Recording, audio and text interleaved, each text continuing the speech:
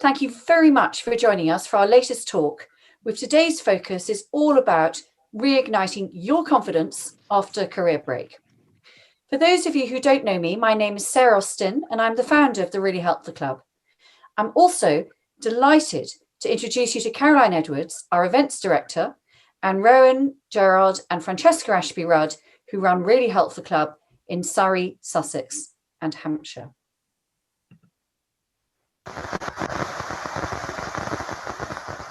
Just before I move on, if I could ask you to mute yourselves so we don't get any interruption and any background noise, because everything will pick up anything that anybody says, but thank you for that. So for those of you who are not familiar with Really Helpful Club, I thought it would be helpful to give you some background as to who we are and what our community is all about before we introduce you to Henrietta, our speaker. And our team come from professional corporate backgrounds. I was a senior fund manager in the city, Caroline was a leading barrister, and Rowan and Francesca both had successful careers in PR. We've each taken career breaks ourselves, and we're now on our journey building this vibrant and fast-growing community together. Now, as many of you will know, Really Helpful Club is an online network that brings together positive and like-minded people to connect one another in our personal and our business lives. We're founded on an ethos of shared advice, trusted recommendations, and a caring community. And everything we do is about word of mouth and the power of networks. This is a high-quality community that attracts positive thinking and like-minded people whose recommendations that you can rely on, people that you can trust. It's free to be a member, and with over 15,000 members, we are buzzing. Now, with limited everyday human contact right now, we all need to rely on virtual contacts, online connections, and a trusted community. We are coming into our own. And since the first lockdown, we've moved our highly successful events program online, and we have an exciting lineup of events in the coming weeks and months. And this has allowed us to extend our reach. And in this vein, there has been so much demand to join our network that we have now launched into Surrey, Sussex and Hampshire with our dedicated team based there. And the response has been extraordinary. And we have so many exciting things lined up in the coming months. So please make sure you visit our website regularly, look out for our newsletters, and be sure to contact Caroline about our events program.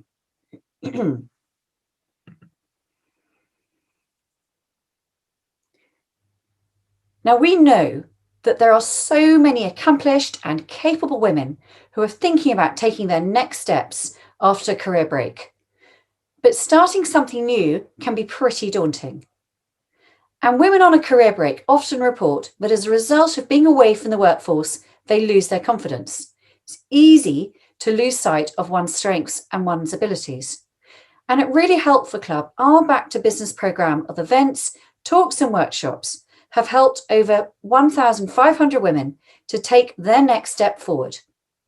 Our network is full of expert advice and support to help you. And today I'm delighted to introduce you to the team from Link Up London who will be running today's session. We're joined by their CEO, Kim Perlow, Relaunch Programme Coordinator, Heather Paton, and Life and Relaunch Coach, Henrietta Nelson. Now, Link Up's mission is to connect highly skilled professionals with meaningful opportunities that strengthen individuals, organisations and communities and foster connection. And they achieve this in two ways. First of all, through skilled volunteering, whereby they connect skilled volunteers with local charitable organisations in communities where they either live or work on short-term structured projects that help organisations to build their capacity to do their work better. And then secondly, through Relaunch, which is a programme which engages professional women who are out of the workforce to build confidence, identify their strengths, and use their skills to feel more valued and allowing them to take their next steps. And Henrietta facilitates Link Up's online Relaunch course for women, which helps women to build confidence and take their next steps forward after a career break. Now, just before I hand over to Henrietta, a little bit about housekeeping and guidance on format and timings. The session is going to last an hour and a half with a soft finish at about 11:30.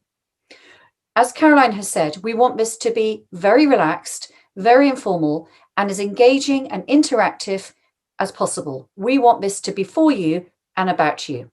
We are here to help you. This is a safe and supportive space. Now, if you have any questions or comments, pop them into the chat box as we go along. Caroline's going to bring them to Henrietta's attention at relevant times during the talk, and she'll be able to address these at various points.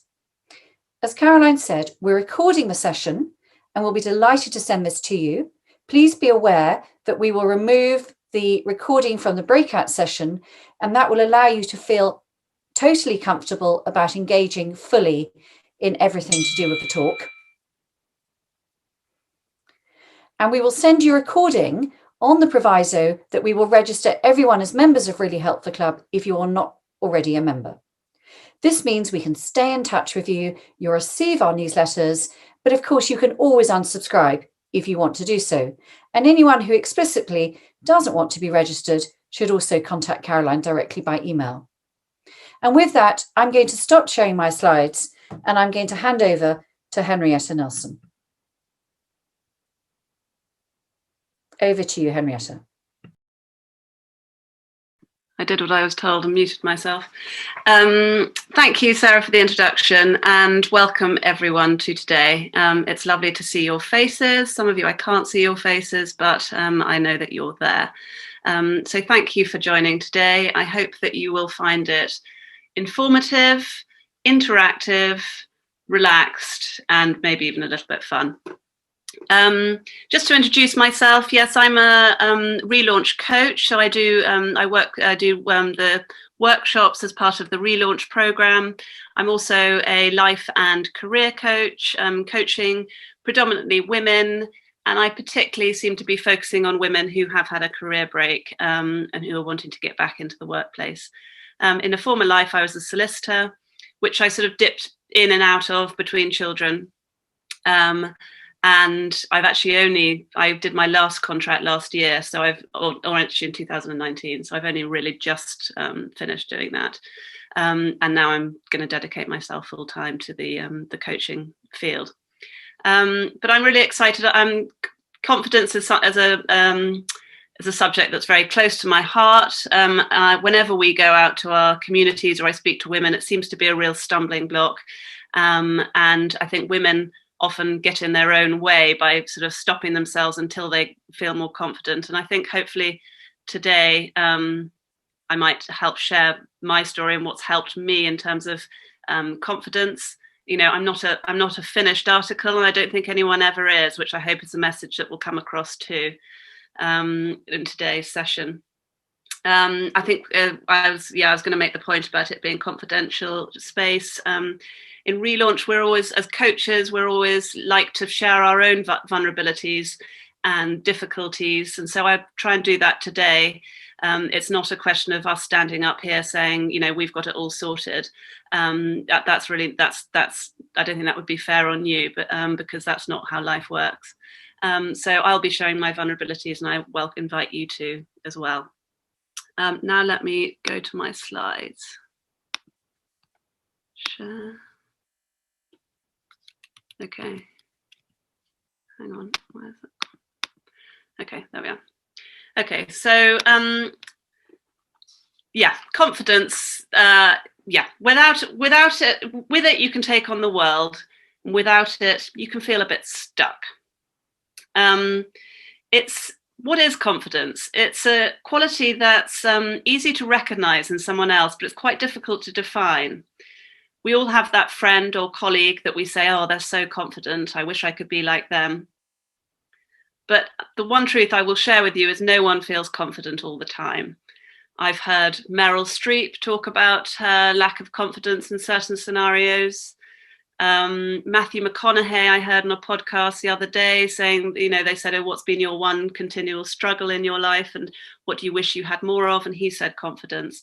So confidence it's an enigma, really. It's not something that you're always going to have. You might have it in certain areas of life, and it'll ebb and flow like anything in life. But there are sort of tricks and ways in which we can boost it. So the Oxford English Dictionary defines confidence as a feeling of self-assurance arising from an appreciation of one's own abilities or qualities. And now, to start with, self-assurance, self-belief. I would like you to visualize a time in your life where you felt that self-assurance, that self-belief. And if you could just quickly jot down maybe on the back of your worksheet, what you felt, what emotions, what physical sensations, how you felt when you had that self-assurance and that self-belief. So just write down a few words, maybe visualize an actual time where you really embodied self-confidence and self-belief. And write down what you felt, what was going on for you physically, what you were saying to yourself.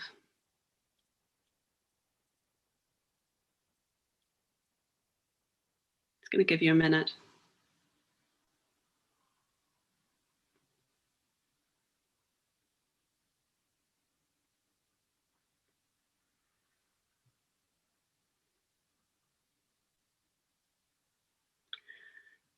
So for me personally, when I think of when I feel self-assured and self-belief, a feeling of calm comes up, feeling of space.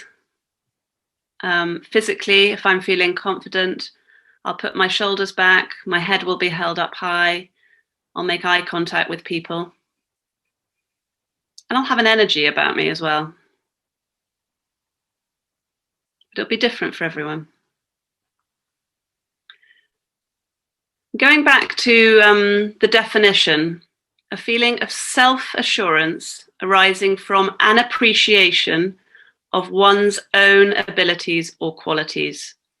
Now, all of these words, self-assurance, one's own, this makes me think that it's an inside job. One's own confidence is something that we work on inside our own mind, in our brain. So the bad news is that women do have a predisposition to be less confident than men. And this probably goes back to when we were hunter-gatherers. Women were in charge of looking after the children, keeping the home fires burning, while men went out to hunt or to war. So generally speaking, as women, we are more wired to protect, to nurture, and to keep safe, to protect, keep everything in the home. Obviously, there are exceptions to this. I don't want to make sweeping generalizations. But taking risks is more in the male domain. The other quality that women have that generally tends to hold us back is the tendency to ruminate far more than men. We indulge in our fears and dwell on our failures, and this can often lead us to getting stuck. We do something that goes a bit wrong, and then we can spend the whole rest of the day with that going round and round in our head. Whereas the statistics show that men tend to put it to one side and then move on, whereas women, it can go on round and round for days on end. Confidence is a big deal, and I wanted to share these two quotes with you, which I think, for me, are a bit of a call to arms, actually. That lack of confidence is holding us back more than anything else.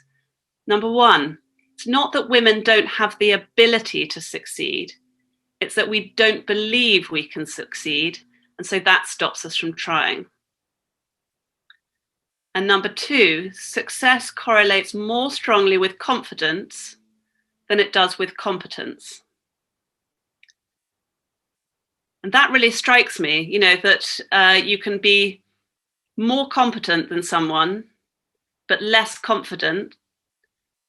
And the more confident person will do better.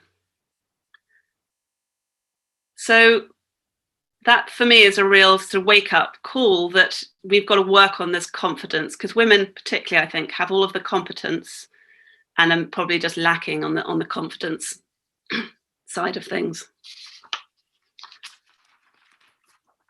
So I wanted to share this cycle with you. It's called the cycle of create. I mean, you can call it all sorts of different things, really. And this is something that I'll come back to. This is a cycle where, so let's say, I'm going to start with beliefs at the top. Let's say my belief is I'm not good enough, or yeah, I'm not good enough.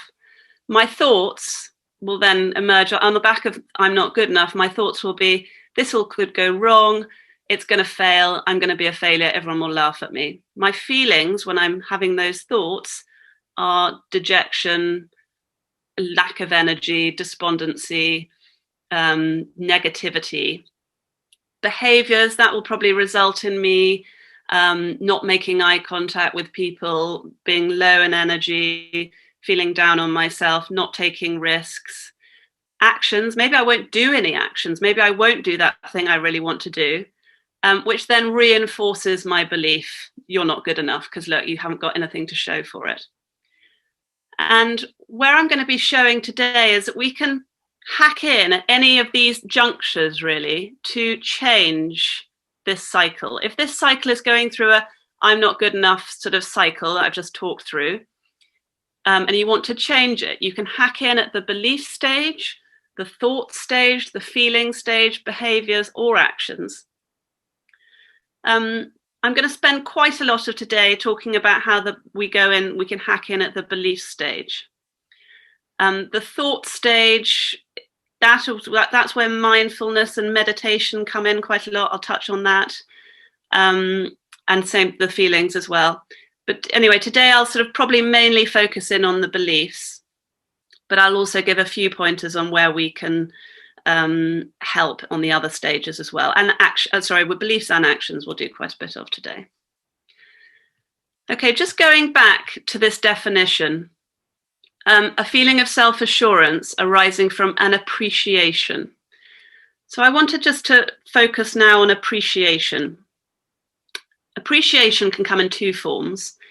It can be external, people telling you, you've done a great job, well done you, you're magnificent, aren't you marvelous? And it can come internally from ourselves. We all know that feeling, praise, about how wonderful we feel when we're praised. It activates an emotional circuitry in our brain that's associated with love, trust, joy, excitement. And this correlates with the bonding hormone oxytocin, which makes us feel warm towards others and ourselves as a result.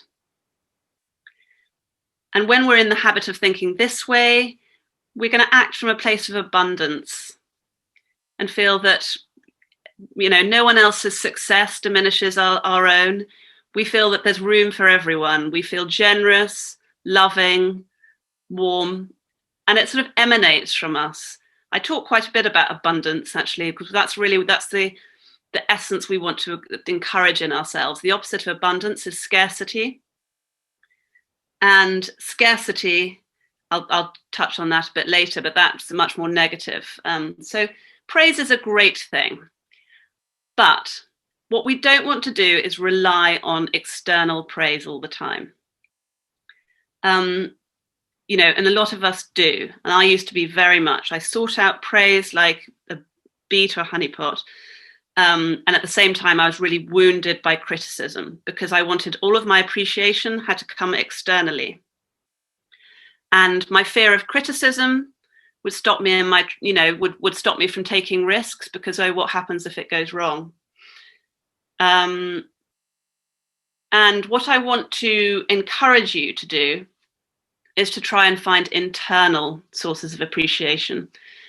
Because as this year, I think, has taught us, we want to be working with things that we can control. And we can't control external appreciation, external praise.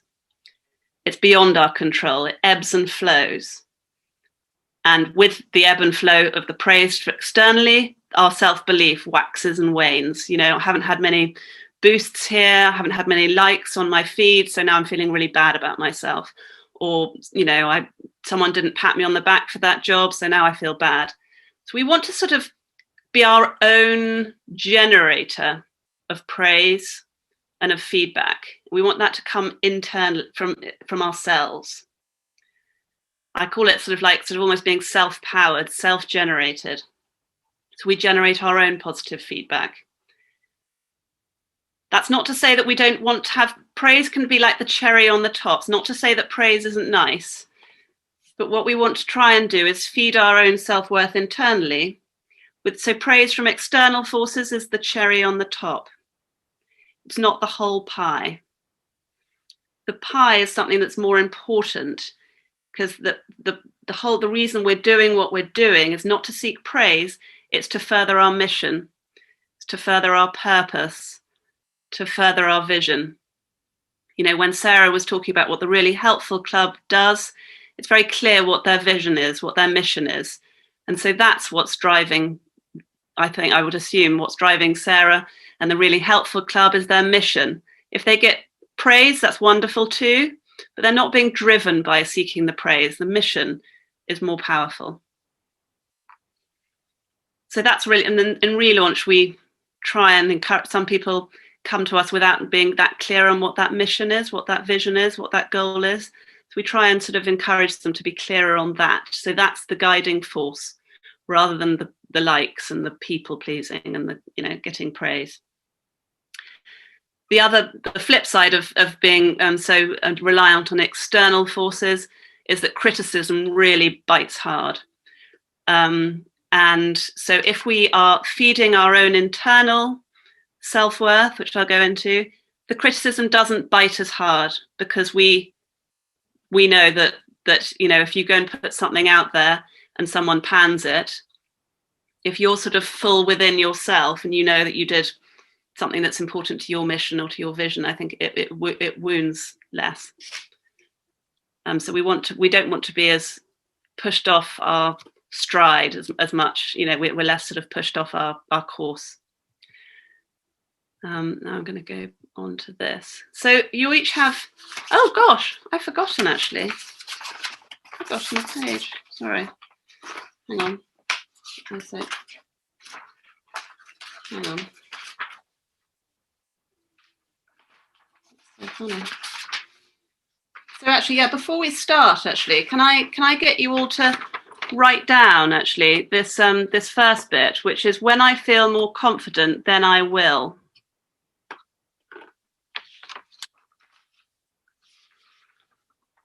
So something that you will do probably in your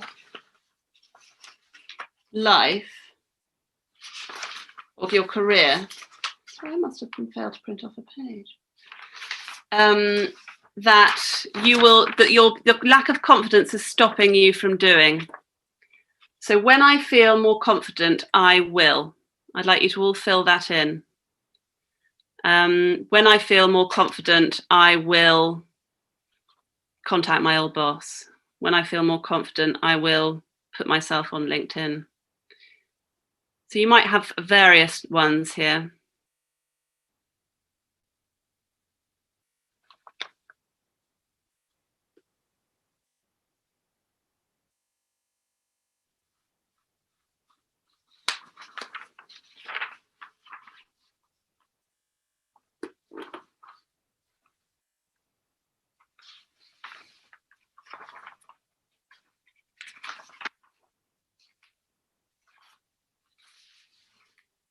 Everyone done that? The problem with these screen shares, I can't actually see all of your faces when I'm sharing my screen. Do you want to give me a thumbs up when Sarah or Caroline, I can see you? Do you think that's enough time? Yeah. Okay. So you've written out your thing that you will do. And I bet that most of you could replace whatever you've put here. You could replace it as when I'm not afraid, I will. Is that right? When I'm not afraid, I will contact my old boss.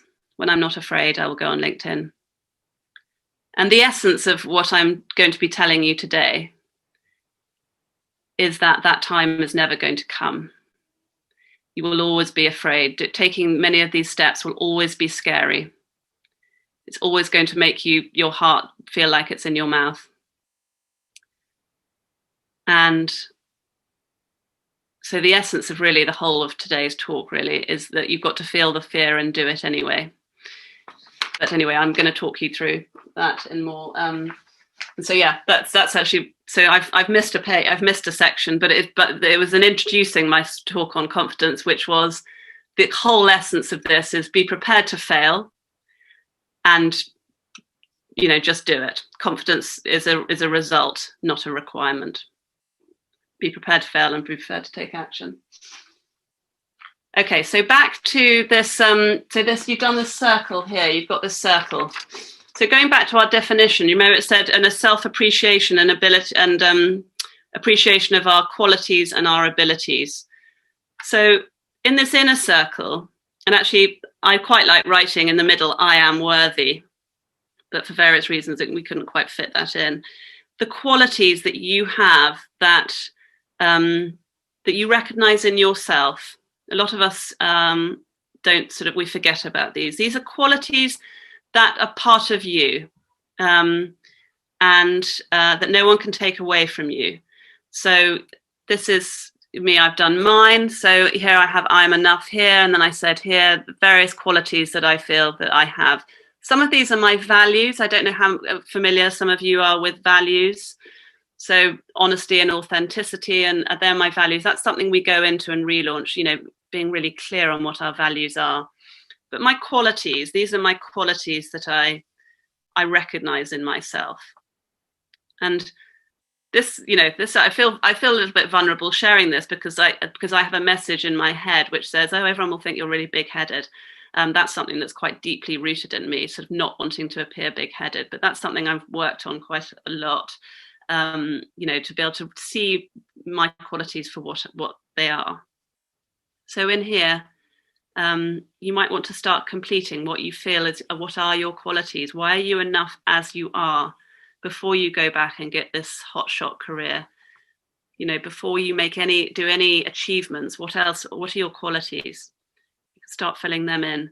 These are your abilities. These are things that you know how to do, things that you can do. So I can speak reasonable Spanish. I've got a law degree or things like that. Things that you can do. This circle can widen. As we expand our comfort zone, this circle will get bigger.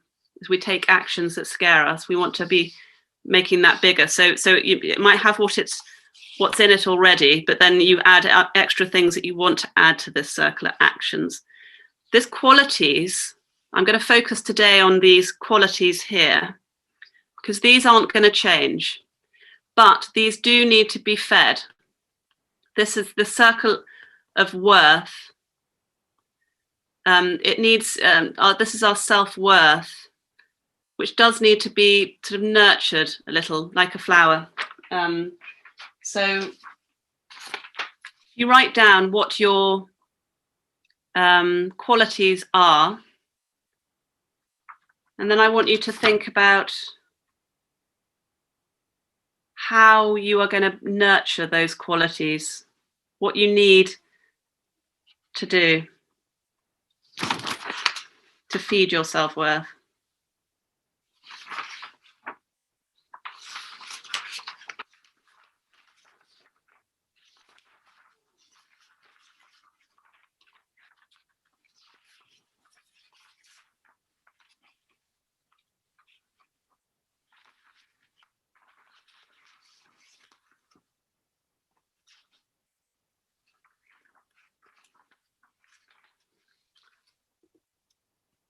So for me, I've got these qualities which I see in myself, and then I start feeling a bit down on myself if I'm not doing a bit of exercise, if I'm not moving my body. I actually like to carry on reading self-development books, and occasionally I can say to myself, oh, this has all gone funny.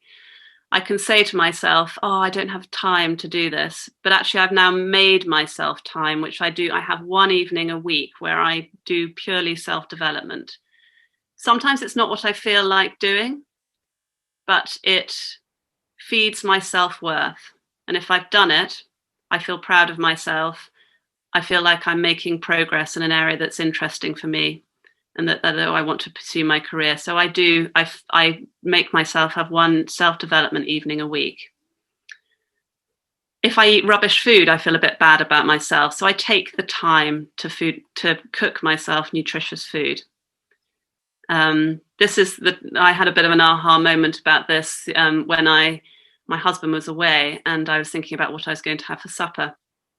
And I was thinking, and I thought I could have some broccoli. And I thought, I can't be bothered to cook some broccoli. I thought to myself, I would never think that about my children. I always give them vegetables. I would never say I can't be bothered to give them broccoli, but I did for myself. And so, it's really, sometimes it's taking time to do things for ourselves that maybe we don't want to do because we're feeling lazy, but realizing and recognizing how this is going to make us feel. I like to one of my non-negotiables is to go for a walk once a day with the dog on my own, listening to a podcast. That, particularly in this time, I really need. And so whatever's going on at home, I will do that. So I want you to have a think about those things. And sometimes I think that self-care, the message sometimes is it's all about lighting candles and frothy baths and relaxing and being nice to ourselves. Sometimes, and I want to be careful about giving this message, particularly in the time that we are in at the moment, where I feel that women particularly are being pushed and pulled in so many areas. So I don't want to push this to be another stick with which to beat yourself. But sometimes self-worth is about doing difficult things. It's about pushing yourself on something that maybe the easy option would be not to do it. An example is me doing this talk. I could have said, well, actually, now I'm home all day with my children. I've got no help. My husband's working all day. I'm just going to not do this talk. It's too much. I can't do it. I'm going to just can everything to do with my coaching because it's too difficult to fit around. But I don't think that would feed my self-worth, actually. I think I would then start feeling a bit down on myself. I would say, you're always a quitter. If you go back to my cycle, that would go into a negative spiral. So actually just me setting aside an hour a day to do something to further my coaching, that feeds my self-worth. Sometimes it's difficult. Sometimes I have children coming at me at all angles, but that's something that I'm doing at the moment. So an hour of probably it's actually half an hour walk at the moment, but a walk and an hour a day of doing something for me that's my work, and one evening a week.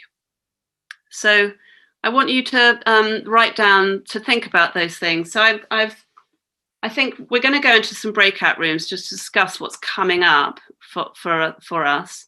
And I want you to maybe think about sharing one action that you want to do daily to feed your self-worth. One action that you might try and do weekly to feed your self-worth. And one thing that you're going to give yourself permission to do when you're struggling. So, yesterday I had the afternoon doing the homeschooling, and then I wanted to prepare for this. And I sat down at my computer and I thought, I'll do my preparation. And actually, I then realized I needed to have a break. So I went and had a bath. So that was something I'm going to give myself. I gave myself permission to do because I felt that I needed it. And it's about being your own. I want you to learn to be your own barometer. So it's what do you owe yourself? It's about not saying I should do this for others. I should do this. It's like, what do I need? And it's becoming more tuned in with what you need. Does anyone want to share anything? I mean, what came up for us is, taking its boundaries is quite important at the moment, particularly because we're all home and it's quite easy to let everyone else trample over our boundaries. And so if you make these promises to yourself, try and keep them and work out how you're going to keep them. I can hear some background noise. Oh, well, that'd be me. There we are. Okay. So yeah, it's about as I've said to the ladies on my group, I think it's about it's like when if I set an alarm clock the night before because I want to get up and do something at 6:30 in the morning. If in the morning I press the snooze button, I'm not keeping a promise that I made to myself the night before. So it's about trying to keep promises that you make to yourself. So if I get up, even though I don't want to get up, and do whatever I want to do, journaling or something, that's keeping a promise to myself. And I think it can wear us down if we always are breaking promises that we make to ourselves. At this time, very important to not make these promises too much. Don't demand too much of yourself. So it's a balance between making them achievable and making them. So if at the end of the week, if say at the beginning of the week, you set yourself 2 things that you're going to promise to do, and then at the end of the week, you can look back and said, I did those things. I feel proud. I'm going to praise myself and feel that internal praise, or, haven't I done well because I did those 2 things. And I also wanted to point out my point about my taking one evening a week for self-development. That's because that's my field. That's my field of interest. That's not saying that that's what I suggest everyone else does. That's my area. If I was interested, if my mission was imparting history to the masses, then I would read history books in the evening. So it's think about the promises that you're going to make to yourself each week. Try and do this on a weekly basis. What promises am I making myself, which is going to feed my self-worth? And then I'm going to keep those promises. And then I'll develop that own feeling of praise and haven't you done well internally, not having other people patting me on the back. But if I've kept my promises to myself, I have that sort of sense of pride. And that's going to activate that, as I say, that oxytocin, that love. If I set the beginning of the week 2 promises I'm going to make myself, and then I don't do them, I sort of say, oh, sod it, I'm not going to do that, I can't be bothered. How do I feel about myself at the end of that week? A bit like, I didn't really, I've sort of let myself down, and I feel a bit negative about myself. So it's really kind of almost making yourself your own number 1 client. What do I want? I can't let myself down. This used to be I would be a very diligent worker in an office, and then I would let myself down all the time. When I was trying to do things for myself, I would let myself down. So this for me has been quite a switch, saying, I'm not going to let myself down. I made myself this promise and I'm going to keep it. And that then feeds my self-worth cycle internally. So now I'm going to go on and talk about the inner critic. Hands up who has an inner critic. We all have them. I'd be very surprised if no one does. Someone says they didn't. We all have them, and they're there to protect us from risks and to keep us safe. They have a purpose. They're probably for a lot of us, they're the voice of our mother, sort of saying, "Oh, darling, do you really want to do that?" I can see myself doing it to my children. Actually, don't do that. Don't do that. You might fall. You might do that. So I like to think of the inner critic as like a really pedantic health and safety officer. They're very risk averse. Your inner critic does not want you to go out there, to put yourself out there, to take risks. So they're risk averse, but they do not care about your fulfillment. They will have you sitting at home all day, not taking any risks, but they're not captain of fulfillment. So if you listen to your inner critic, you probably won't do anything that's brave, scary, challenging. So just think about that. Just think about your inner critic as health and safety. So we all have them, but some of us have let our inner critic become the dominant voice. It's got the upper hand. The inner critic, it's quite crafty. It doesn't just say I want to do a webinar on something. It doesn't just say, no, don't do it. It says it's craftier than that, because if it said don't do it, I wouldn't listen to it. It says, but you might be really bad. It might not work. You might make a fool of yourself. People might think that you're stupid. It says, it comes at you where it hurts. It's vicious. It says things that you would never say to your best friend. You would never say to anyone else. Mine says things like, who's going to listen to you? What have you got to say? There's so many other people out there doing this. And it's quite persistent and dominant. Mine was coming up for me yesterday evening, as I was just sort of finalizing this, it came up for me. But the first clue, the first sort of way is awareness, is recognizing when it comes up and noticing that it's just a voice. It's not you. So we want to separate ourselves. from it. So I think in your worksheet, there's some space. Do you want to just write down things that your inner critic says, just so you're aware of it, and so you can recognize when it comes up?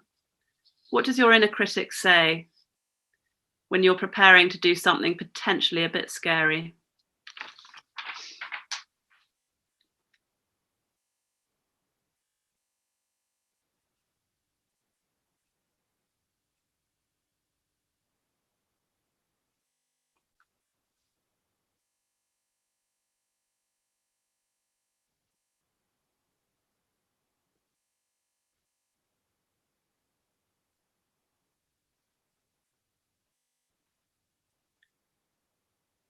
Okay, you can carry on if you still need more.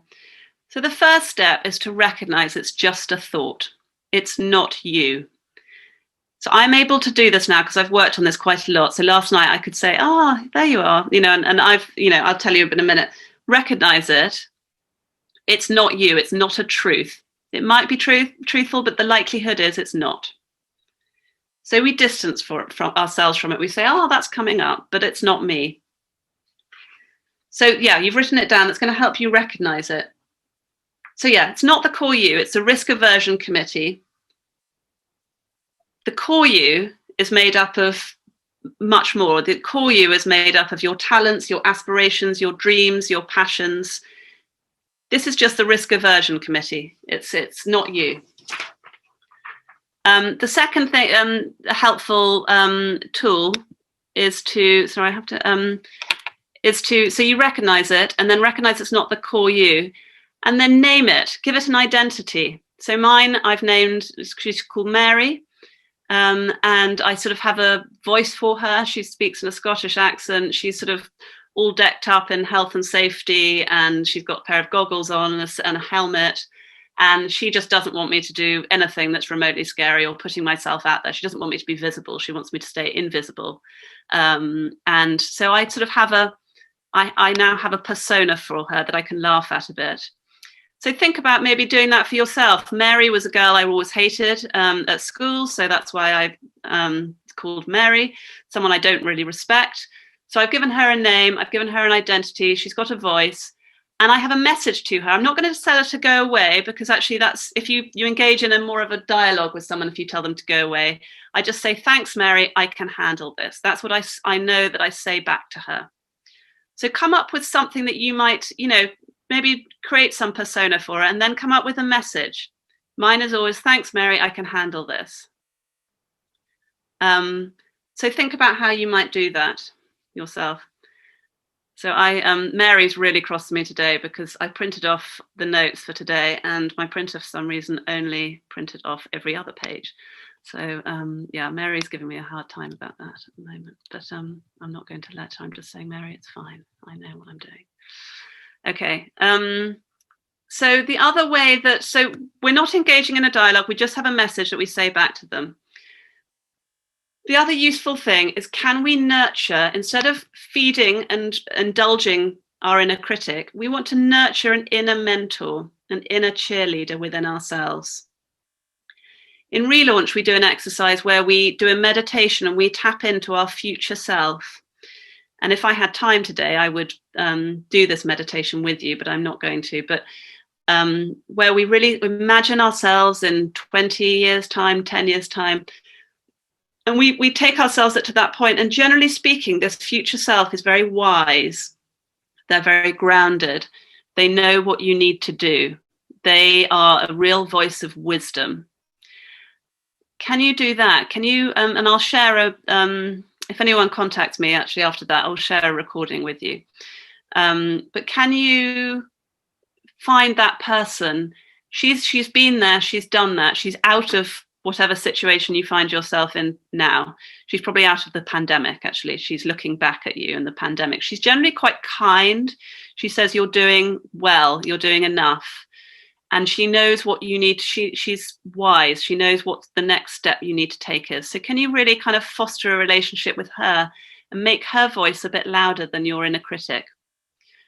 For other people, it's quite American. You can sort of develop an inner cheerleader, like someone that high-fiving yourself in the mirror. Mel Robbins says she does it every day. She high-fives herself in the mirror and says, "You're doing a great job." For others, so it might be a sort of bit more of an energetic, the inner mentor, I think, is more wise and grounded. Inner cheerleader is a high-fiving you. You've got this. You can do this. Sort of an American sort of figure, I imagine, a bit more. Sorry, Kim. that's a compliment. So can you develop your inner mentor and your inner cheerleader? Sorry, back to my notes.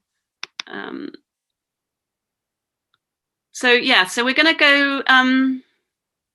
So think about that. So I go back to my slides now.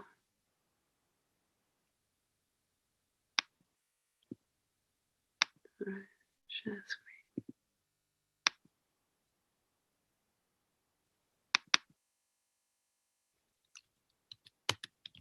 Sorry, that's the next one.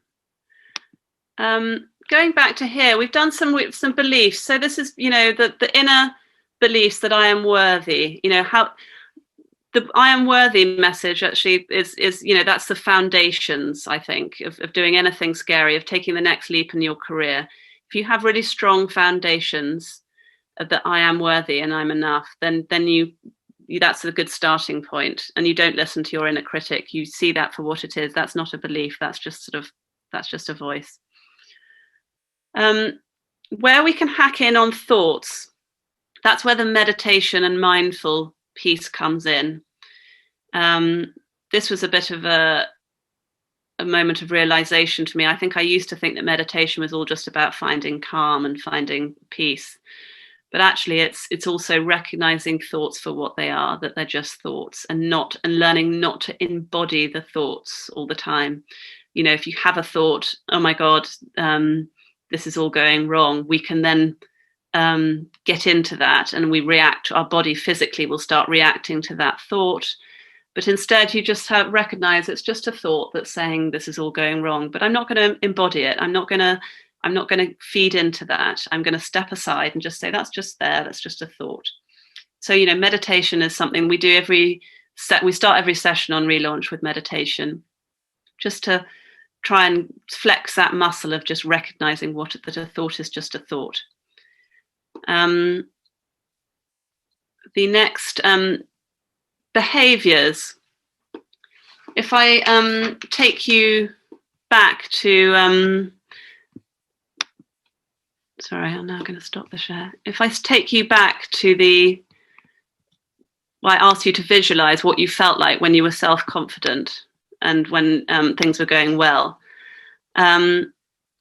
If you do the opposite and visualize a time when you felt really lacking in confidence and really low mood and want to hide from the world, just notice what happens to you physically then.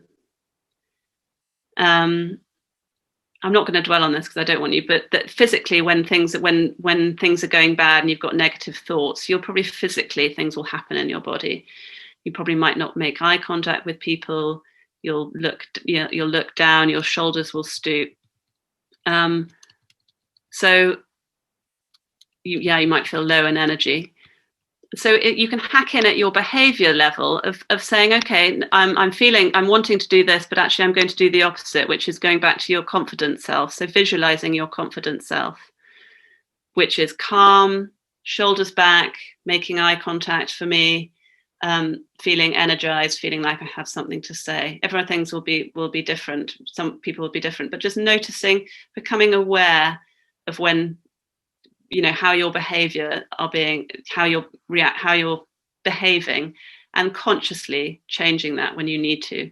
Because again, that's hacking in at the behavior level.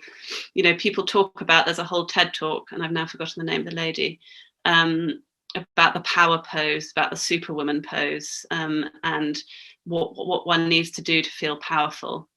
And I think she encourages us all to have a power pose, which makes us feel like we're in control and we're confident.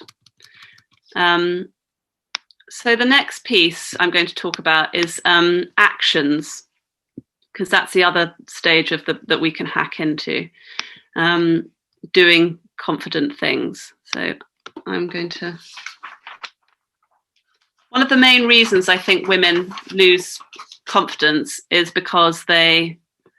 sorry, I don't want to share it. Is because they get out of practice of taking small, scary actions. When you're in a job, you're constantly being asked to do things that you kind of probably initially say, oh God, I can't do that. But because you're in a job, you have to do it. So I think women who aren't at work, they get out of practice. So going back in after a break, I want you to think of yourself like a small child standing on the edge of a swimming pool. You know you're going to have to summon up the courage to jump. You really want to jump in. It looks inviting. Your friends are all in the pool. They're having a lovely time. Oh, Annie, yeah, Amy Cuddy, thank you, Caroline. Yeah, they're having a lovely time in the pool. You really want to, but you're scared. You've never done it before. So you're going to have to summon up the courage to jump. I think a lot of people make the mistake of thinking they have to jump in at the deep end first. And what I would say is that that's not the case. You can start by jumping into a puddle first to see how that feels. You can then jump in at the shallow end, get out, go a bit deeper, go a bit deeper, go a bit deeper. So what I would encourage you to do is think about small actions that you can take that are going to move you forward. And this is called the confidence cycle. I'm going to share. This is a chap. Hang on, next page. And for some reason, my arrows have gone. Don't know what happened. I did have arrows. So he says, a lot of people say, oh, when I, like in that phrase that we talked about, when I feel confident, then I will. And he says, actually, confidence is the last stage you have to go through. That's the result. That's the reward you get. The first stage is you have to commit. What are you going to do? Commit to whatever it is you want to do. The second, you're going to have courage. You're going to have courage to leap into the pool. Once you've leapt into the pool once, you then have capability because you've done it once. You know what it's going to feel like, and then you have confidence as a result. So confidence is the reward and not the requirement. And a lot of people think that confidence has to come before anything else, and so it then stops them. And it makes them feel stuck.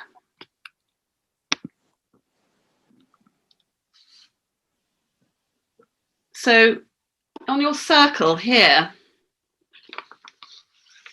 I think you probably might have to do this later, but you go back to your circle, add the things you can do already, and then you could add arrows in outside, the things that you want to learn, you want to do, that you can't do yet. So, learning how to do live videos on Facebook or something like that, or those sort of things. You can add those. These are things that you're just going to have to take. You can put down into bite-sized, small, achievable tasks. You don't have to sort of rule the world as number one. What can you do that's really sort of small and achievable, that's going to just get things started?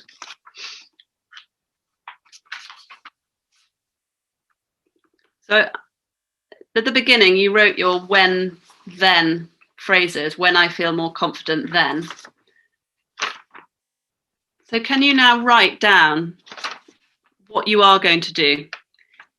I commit to. Go back to your when then. Can you commit to the whole thing? When I feel confident, then I will. Can you do the whole thing now? Or instead, do you need to break it down? If the top one was the deep end of the swimming pool, what can you commit to that's the shallow end of the swimming pool? And even better, can you put a date next to it?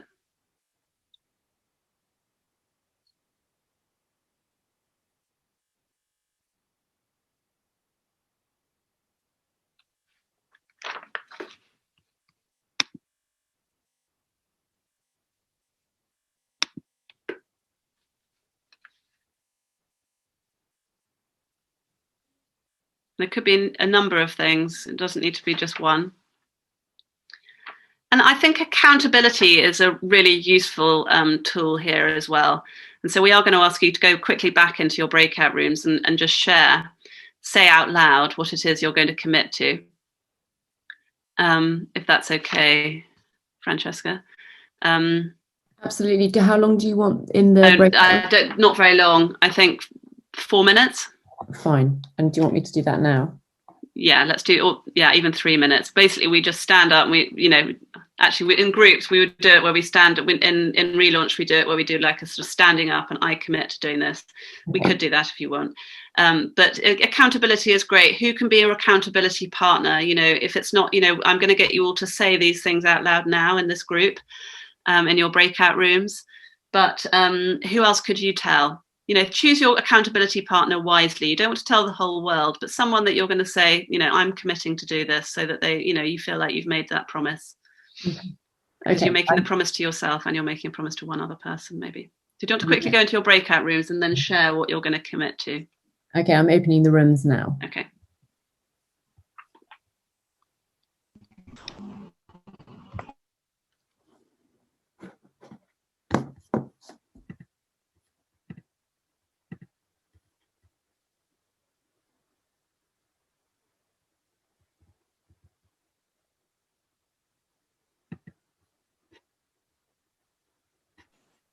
Hello, I'm not sure. Oh, John.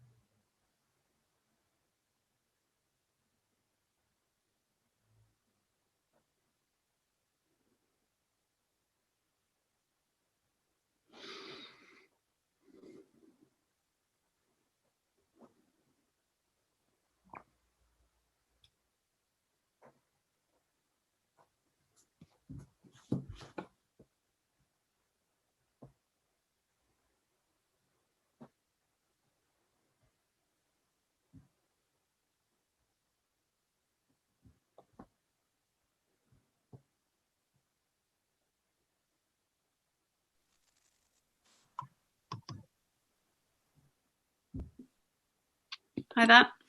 Hi, was that enough time? Yes. Perfect. That's perfect for us. We're a small group though. Good.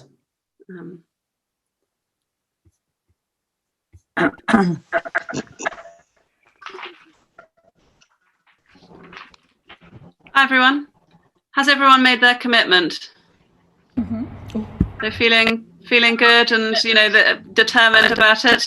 We had the odd might seeping into ours, so I said, no, come on, either you do it or you don't. Really write it down. Writing things is so powerful as well. Some feedback coming on. Okay. Great. So hopefully you've got that written down, and I hope that you've got a date by it as well. I want dates by these tasks as well, and diarising. A goal without a date is just a dream, as the saying goes. So try and get a date by it. I'm just going to now briefly talk about Relaunch and how that helps with confidence. We track this after we've now had about 75 women who've gone through Relaunch, and we always ask them at the end, I think we ask at the beginning how their confidence is and how the end. And definitely over 90, I haven't got the exact, but it's definitely over 90% of women report feeling more confident at the end of Relaunch. And we were just having a think about why that is. I think there's a few reasons. I think they have a really strong support network. They feel like they're not alone. A lot of women come to Relaunch thinking they're the only person that hasn't managed to get themselves together after having children or having a career break, and they feel there's a bit of shame around that. So being in a group of other women who are all in the same boat really I think makes people feel like they're not alone. So, and the support that they each give each other is incredible, and the support they get from the coaches. In the first week, we do an exercise, which is the Strength Finder test. We do a test which helps people to find their strengths. As women, we all tend to focus more in on our weaknesses. And so we make everyone do the Strength Finder tests, and then they can focus in on what their strengths are. And so recognizing the value of their strengths and understanding these strengths, I think, is really important. The women gain clarity on their values and what's important to them. I think knowing your values is really great, helps a lot with decision making, because you can always check in, well, does this meet my values? A lot of women have always sort of stumbled by indecision. So actually being clear on your values can then really help with your decision making. Identifying a goal, and we might have a long-term goal that might be sort of in 2 years' time, I want to set up my own business selling jewelry. So that might be the long-term, really exciting goal. And then you might have some more medium-term goals with, okay, before I set up the jewelry, I need to do a course on how to make the jewelry. So just having a clear path, you can't know where you're going if you need to know where you're going, really, to be able to get up with purpose and know what your mission is. And I think Relaunch helps people come up with what that goal is going to be. We have a one-on-one coaching session after week 4, I think. Week 4, we have a one-on-one session with a coach, and that really helps them drill down into what this goal is going to be. So having clarity on what the goal is then enables you to then know what you need to do to get there. It encourages you to move out of your comfort zone. A lot of us get, particularly if we're not working, we get very in our comfortable zone where we don't want to take risks. And in a supportive environment, it encourages us to step outside of this comfort zone. And it creates an action plan, day by day or week by week actions that you're going to need to take to get to your goal. So yeah, that's I think confidence is it's, as we say, it's got to be tied to an action as well. If you tie your confidence to doing particular things, it's not going to be all overarching, all reaching confidence. But if you tie your desire for confidence to a particular action, then I think it feels less scary and more achievable. Kim or Heather, is there anything else that you want to add about Relaunch and the confidence piece? Hi. I just wanted to add, first of all, thank you all for joining, and it's really lovely to see everyone's faces, and I've really enjoyed the women that I've spoken with. I just want to say that it I mean, Relaunch has been running now for 3 years, and it is very much created around this concept that we have these incredible women out there who've done these amazing things and had these wonderful careers and are highly skilled, but aren't feeling like they can use those skills in a meaningful or purposeful way, or in a way that works for them at the moment. And so that's the real goal of Relaunch, is really to help people sort of create that plan and have a focus on building the confidence and feeling like you actually are in a space to use those skills effectively. And we see it time and time again. It's just a switch in mindset, a lot of it. And it's just getting yourself to a different point, as opposed to saying, oh my goodness, all these terrible things have happened, and I don't know how to get out of it, and I don't have any skills anymore. To say, actually, I do have skills, and I've made certain decisions along the way, and that's fine, and I feel good about those decisions, and now I'm ready to do the next thing. And so it's really sort of coming up with what you're actually going to do, and then having a support group around you, as Henrietta said, to make that happen. And thank you, Kim. That's all I have to add. Thank you. Did anyone have any questions or anything they want to share on the confidence piece with anyone here? Just put your hand up if you did want to say something.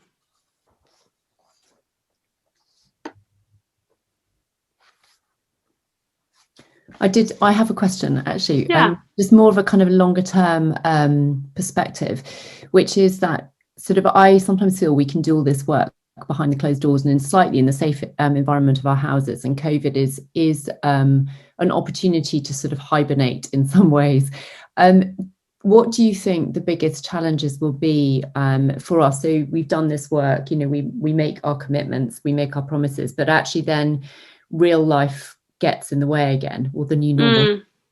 What do you think are going to be the biggest challenges for us to sort of keep to those commitments? When real life comes back, do you mean? Yeah.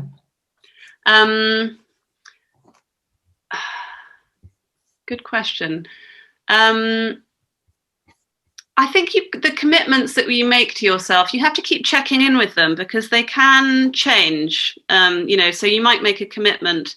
I might set myself a goal, and the goal having the goal is really important, because I know where to set off. But as I get to 2 months down my goal, it might have moved in direction. That's fine, because actually that 2 months that I've been working towards that goal has given me lots more information, which then I get to a stage, and then I say, is this the right goal? Do I still want to be working towards this, or actually do I want to shift the goal a little bit? And so you might set yourself a goal now that we're in lockdown and we're in the pandemic. So you might set yourself one goal, and then let's say, hopefully, the world opens up and real life returns. You check in with your goal. Is this still the right goal for me? Or actually, now that I've got more opportunities to go out, or do I want to change this now? Do I want to switch it? Or does this goal still feel right? So I think it's about being committed, but being flexible at the same time, and recognizing excuses for when they're excuses. I've become, and it's called resistance, in the coaching world, recognizing resistance and realizing when you have to push through your resistance, because resistance we can tell ourselves stories, I can't do this because of that. And sometimes it's quite convenient, to tell ourselves a story. Because of lockdown, I can't do this. And just be your own coach, just sort of check in with yourself. Is this a story, or is this real? Like doing something that slightly challenges you, that you might commit to, that seems a bit scary. As the date approaches, it's quite easy for us to suddenly say, oh God, no, I don't think I can do this, and come up with a story which we can convince ourselves. We can just about convince others is right. But can you convince, the real question is to say, what do I owe myself? Internally, am I going to feel that I've let myself down? That's going back into the self-worth. This is a promise I set myself.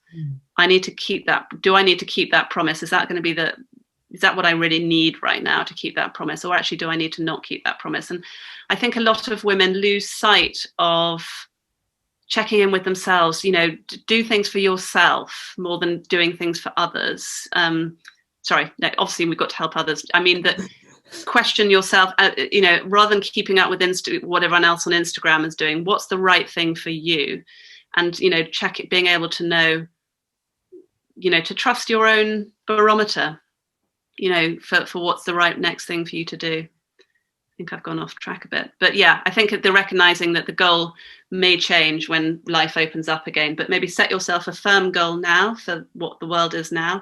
And then as things open up, just really ask yourself, is this still the right goal, or do I need to change it? Thank you. Thank you. Anything else?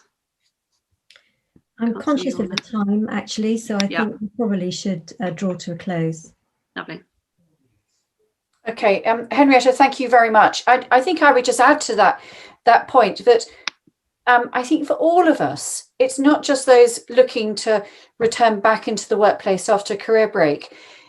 The world has changed for everybody, and I think everybody has taken a knock. They have changed, you know, in so many different ways. And when the world does open up, well, one thing we do know is we're not going back to what life was beforehand.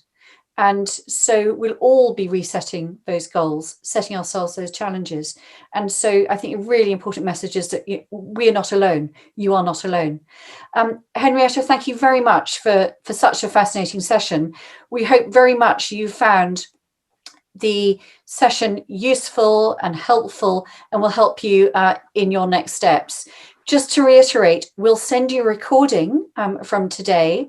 We will register you as members of Really Helpful Club, and you'll receive our newsletters. You'll also receive the newsletters now from Link Up as well. And if anyone doesn't want to be registered, they should contact Caroline directly. And as ever, if you do have any questions, then please contact Caroline directly. And whatever you do next, remember to always believe in yourself, take those small steps, nurture that inner mentor, and be prepared to have a go, and that courage always comes before confidence. Thank you very much for joining us today. Thank you, everyone.